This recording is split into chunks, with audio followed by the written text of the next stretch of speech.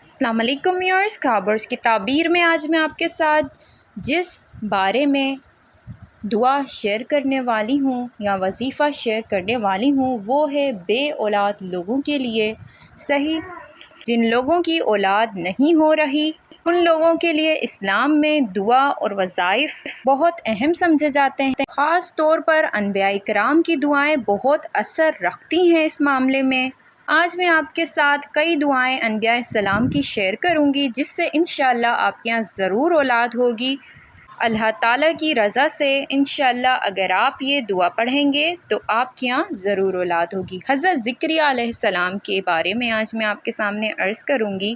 یہ دعا حضرت زکریا علیہ السلام نے اپنی اولاد کے لیے مانگی تھی۔ رب لا تذرنی فردا وانت خیر الوارثین۔ اس کا ترجمہ ہے کہ اے میرے رب تو مجھے اکیلا نہ چھوڑ اور تو سب سے بہتر وارث ہے۔ دعا کو پڑھنے کا جو طریقہ ہے وہ روزانہ فجر یا پھر عشاء کی نماز پڑھنے کے بعد آپ اس دعا کو 100 مرتبہ پڑھیں۔ شروع اور آخر میں 3 مرتبہ درود ابراہیمی ضرور پڑھیں۔ کم از کم 40 دن تک مسلسل ضرور کریں۔ اللہ تعالیٰ پر کامل یقین اور صبر رکھیں۔ کافی ہدایات یہ ہیں کہ میاں بیوی جو ہیں وہ دونوں پڑھ سکتے ہیں۔ حلال رزق کھائیں اور گناہوں سے بچنے کی کوشش کریں، ساتھ میں صدقہ خیرات کرتے رہیں۔ یہ وظیفہ اللہ تعالیٰ کی رضا کے لیے کریں آپ۔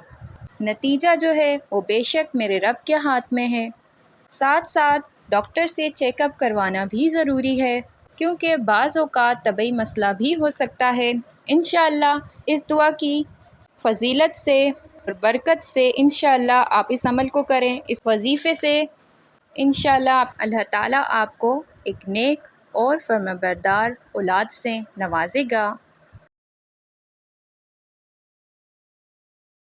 مزید خوابوں کی تعبیر اور وظائف کے لیے مجھے اپنی دعاؤں میں ضرور یاد رکھیں۔ جاتے تمام بے اولاد جوڑوں کے لیے دعا کریں اور ان کے لیے آمین کہیں۔ اللہ تعالیٰ تمام بے اولادوں کو نیک فرمانبردار صحت والی تندرستی والی اولاد عطا فرمائے، آمین ثم آمین۔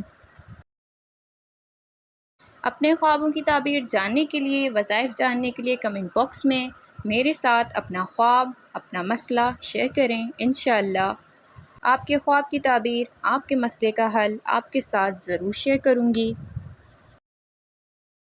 دعاؤں میں یاد رکھیں، پھر ملیں گے نئی ویڈیو کے ساتھ، تب تک کے لیے اللہ حافظ۔